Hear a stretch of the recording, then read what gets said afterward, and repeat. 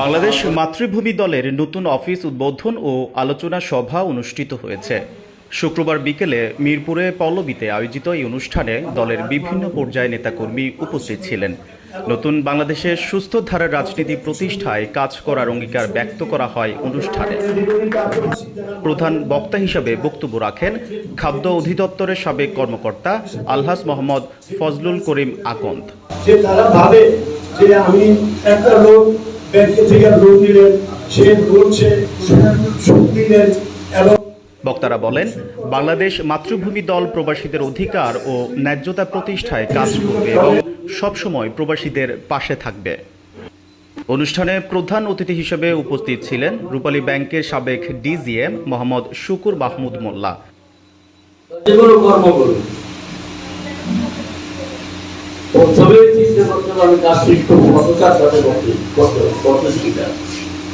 যদি সততার সাথে যে কোনো কাজ করবি এবং কাজটাকে ভালোবেসে করবি, তখন সেই কাজে আল্লাহ তাআলা তার মধ্যে সেখানে বরকত দেবে, সেখানে উন্নতি দেবে।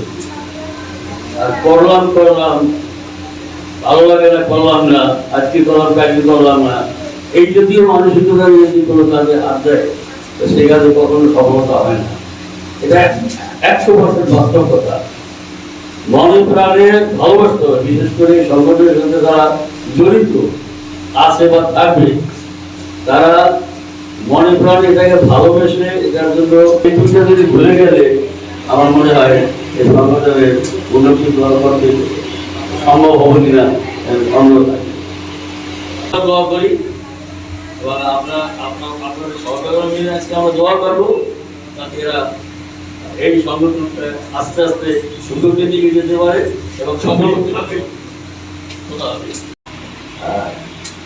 বাংলাদেশ মাতৃভূমি দল উদ্দেশ্য এবং ভবিষ্যতে দলটা কতদূর যেতে চায় বা কিভাবে যেতে চায়, কিভাবে সেটার ব্যাপারে একটা আলোকপাত করা হয়েছে।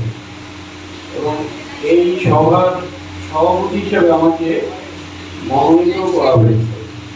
মানে এই দলের মধ্যে তার নিজস্ব ফান্ড তৈরি করবে, সে বিভিন্ন ব্যবসা এবং বিভিন্ন অ্যাক্টিভিটির মাধ্যমে, ব্যবসায়িক অ্যাক্টিভিটি। এটা অনেক দল কিন্তু করে না, হয়তো হাতে কোনো একটা দল করে আমার জানা মতে। সেরকম একটা মডেল নিয়ে এই দলটা আগাবে। এখানে কিন্তু সততা, বিশ্বস্ততা, সিনসিয়ারিটি এবং সিরিয়াসনেস, সিনসিয়ারিটি অ্যান্ড সিরিয়াসনেস, এই চারটা জিনিস একদমই লাগবে। এই চারটা জিনিস একদমই লাগবে। কেন লাগবে? এটা মাতৃভূমি দল। আমরা মা, মাটি এবং মানুষ নিয়ে কাজ করি। আমি সভাপতি হিসাবে বা এই দলের যদি চেয়ারম্যান বা প্রেসিডেন্ট হই বা সভাপতি হই, যেটা আমি টাকা হোক, আমি সবাইকে নিয়েই কাজ করতে চাই।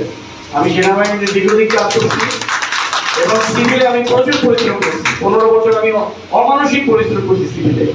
এবং আমার কিছু সহকর্মী এখানে আছে, ওরা জানে যে আমি কি পরিমাণ কষ্ট করছি মানুষের জন্য, যেন একটা মানুষ যেন বিদেশে যে সে যেন ইনকাম জেনারেটিং সোর্স হইতে পারে।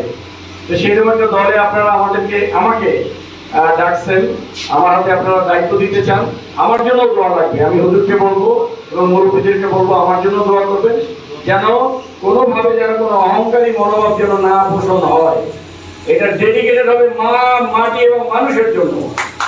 কারণ আমরা সবাই মোটামুটি আমাদের লেভেলে একটা পর্যায়ে চলে আসছি। কারো চাঁদাবাজি করে খাওয়ার আর দরকার নাই। এই ভাইয়া অনেক সুন্দর সুন্দর কথা বলছে।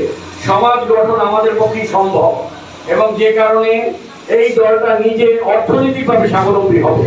চলেন এই দলটার হাতটাকে আমরা শক্তিশালী করি, একটা ভালো দল হিসেবে আমরা তৈরি করি, ভালো মানুষ তৈরি করি, যেন আমরা একটা ভালো বাংলাদেশ দিতে পারি। এই প্রত্যাশা আমি আমার বক্তব্য শেষ করলাম। ধন্যবাদ। মানুষের